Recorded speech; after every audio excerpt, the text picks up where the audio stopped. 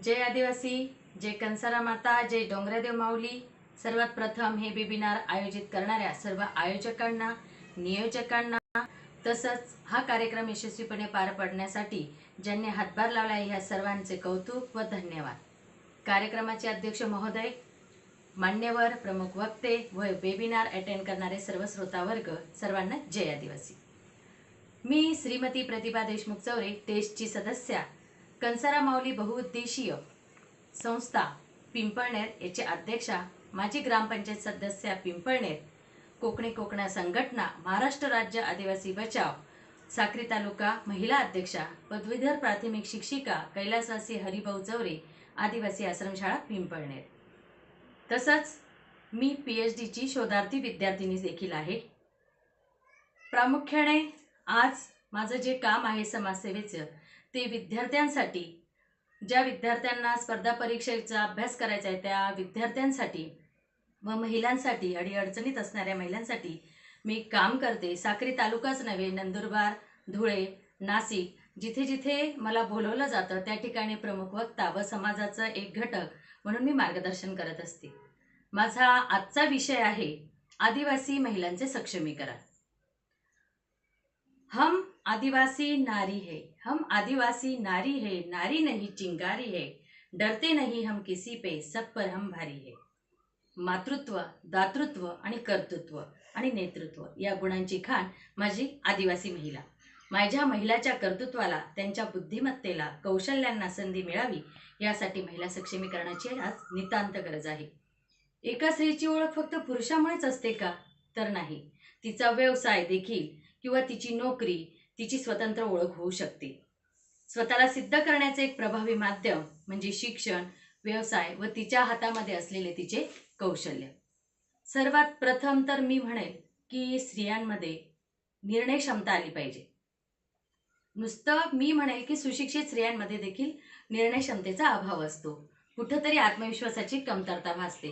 कारण पुरुष प्रधान संस्कृती आहे, सर्वस्वी पुरुषांवर अवलंबून असल्यामुळे स्त्रीचा जो विचार करण्याचा किंवा निर्णय क्षमता घेण्याचा, स्वतःचे निर्णय स्वतः घेण्याकडे जास्त कल नसतो। आणि म्हणून म्हणते की स्त्रियांनी स्वतंत्र एक निर्णय क्षमता असावी त्यांच्यामध्ये, त्याबरोबर शिक्षण असावं, आरोग्य असावं, स्वावलंबन असावं, आर्थिक स्वावलंबी ती बनावी। आणि त्याचबरोबर सगळ्यात महत्त्वाचा मुद्दा म्हणजे स्वसंरक्षणाचे धडे देखील महिलांना आले पाहिजे की जेणेकरून महिला सक्षम बनतील। आणि यामध्ये जर आपण बघितलं की सगळ्यात एक प्रभावी माध्यम जे आहे सुशिक्षित अशिक्षित स्त्रियांसाठी देखील, तर ते म्हणजे एक बचत गट। बचत गट एक प्रभावी माध्यम आहे की ज्याच्यामधून स्त्रिया लवकरात लवकर आर्थिक स्वावलंबी बनू शकतात। या बचत गटामध्ये बऱ्याच वेळा असं होतं की छोटे मोठेच व्यवसाय चालतात किंवा फक्त गाव पातळीवर, अगदी लोकल पातळीवर ह्या महिला फक्त काम करत असतात, परंतु त्या बचत गटाचं क्षेत्र विस्तृत करण्याची गरज आहे आज।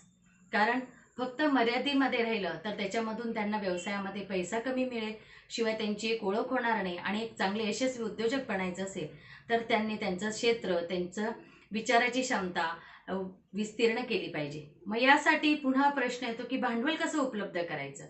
तर भांडवल हा जो प्रश्न आहे, तर तुम्हाला जर माहिती नसेल आणि काहींना माहिती असेल की बऱ्याचशा स्वयंसेवी संस्था आहेत, बँका आहेत, नाबार्ड आहे, महिला बाल विकास खातं आहे, वेगवेगळे NGO आहेत, शिवाय आदिवासी विकास पण खातं आहे की ज्यामार्फत महिलांसाठी विविध योजना, निधी, महाराष्ट्र सरकार असेल, केंद्र सरकार असेल, अनेक प्रकारच्या योजना ह्या चालू असतात। या योजनांचा लाभ फक्त आपल्याला घेता आला पाहिजे, संधीचं सोनं करता आलं पाहिजे।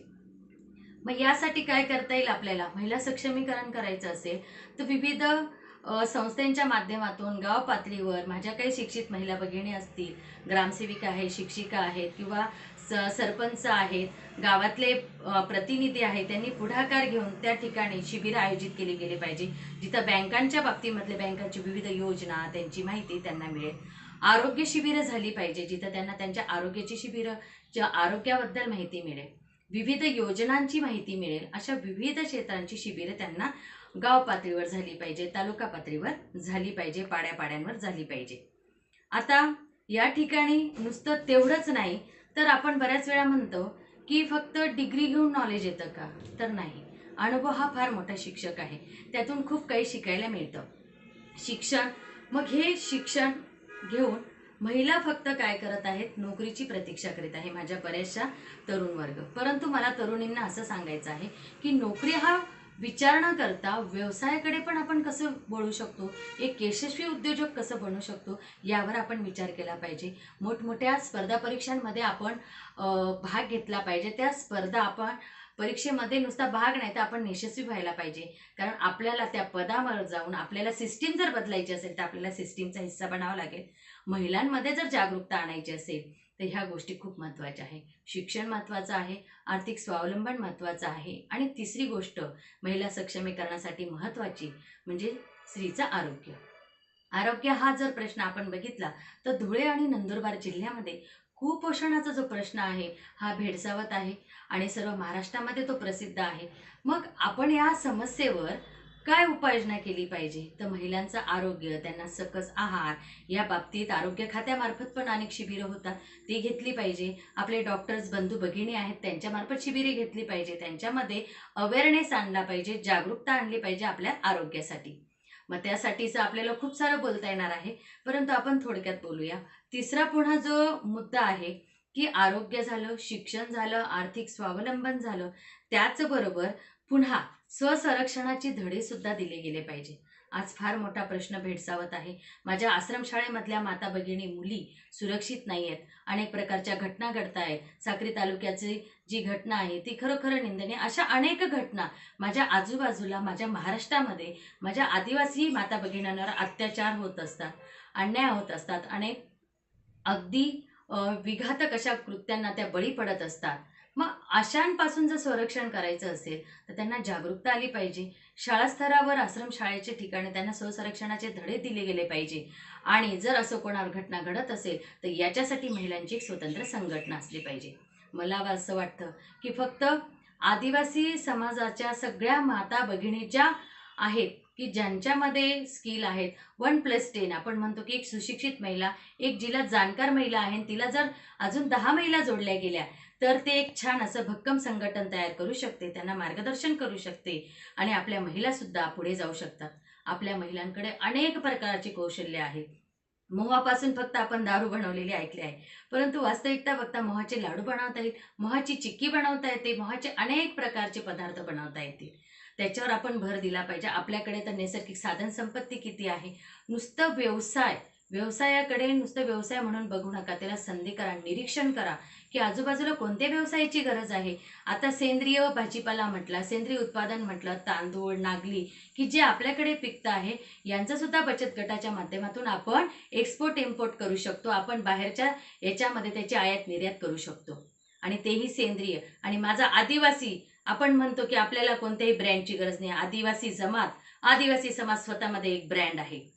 आणि म्हणून मला असं वाटतं की जेव्हा महिला हा एक कार्यक्रम करतात त्यांच्यात निर्णय क्षमता असली पाहिजे, प्रोडक्ट कसं विकायचं, सर्जनशीलता असल्या पाहिजे, आत्मविश्वास पाहिजे, त्यांच्यात न्यूनगंड जो आहे त्या न्यूनगंडापासून त्या दूर पळाल्या पाहिजे, त्यांच्यात भीती नकोय आणि कुठेही जाऊन आपला प्रोडक्ट विकण्याची क्षमता, बोलण्याची क्षमता, ह्या गोष्टी त्यांना आल्या पाहिजे, आर्थिक व्यवहार त्यांना आला पाहिजे. त्यावेळेस मला असं वाटतं की आदिवासी माता भगिनी माझी सक्षम बनेल आणि स्वतःच्या पायावर उभं राहील.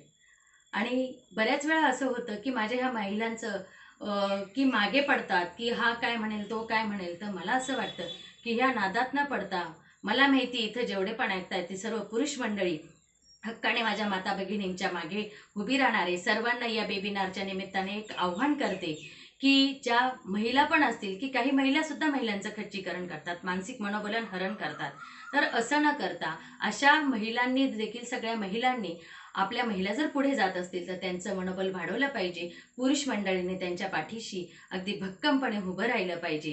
जर अशा सगळ्या प्रकारच्या गोष्टी जुळून आल्या तर मला वाटतं की माझ्या आदिवासी माता भगिनीही कुठेही कमी पडणार नाही. आणि ह्या टेस्टच्या माध्यमातून नक्कीच एक टेस्टची सदस्य म्हणून आणि पुन्हा अशा ज्या गरजू माता भगिनी आहे याच्यासाठी आम्ही एक स्वतंत्र संघटन तयार करू, एक एक वेगळी शाखा तयार करू की ज्यामध्ये माझ्या माता भगिनींना गायडन्स करता येईल. आणि त्याच्यासाठी आमचे सगळे सदस्य नेहमीच तत्पर असतील. बोलण्यासारखं खूप आहे. महिला हा विषय म्हटला की याच्यामध्ये अनेक पैलू आहे. सक्षमीकरणासाठी अनेक गोष्टी आपल्याला राबवता येणार आहे. आणि म्हणून म्हणते की नाविन्यतेची जोड तुम्ही तुमच्या व्यवसायाला द्या. महिला सक्षम बनतील तर माझा समाज सक्षम होईल.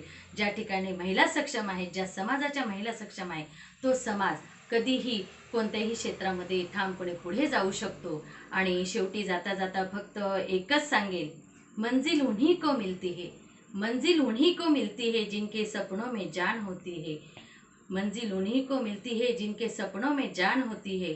परों से कुछ नहीं होता, परों से कुछ नहीं होता, हौसलों से उड़ान होती है, हौसलों से उड़ान होती है. मला या वेबिनारच्या माध्यमातून माझ्या अनेक समाज बांधवांशी जोडता आलं, त्याबद्दल सर्व टेस्टच्या सदस्यांचे, आयोजकांचे, नियोजकांचे धन्यवाद. सर्वांना जय आदिवासी, जय जोहार, जय जोहार, जय आदिवासी.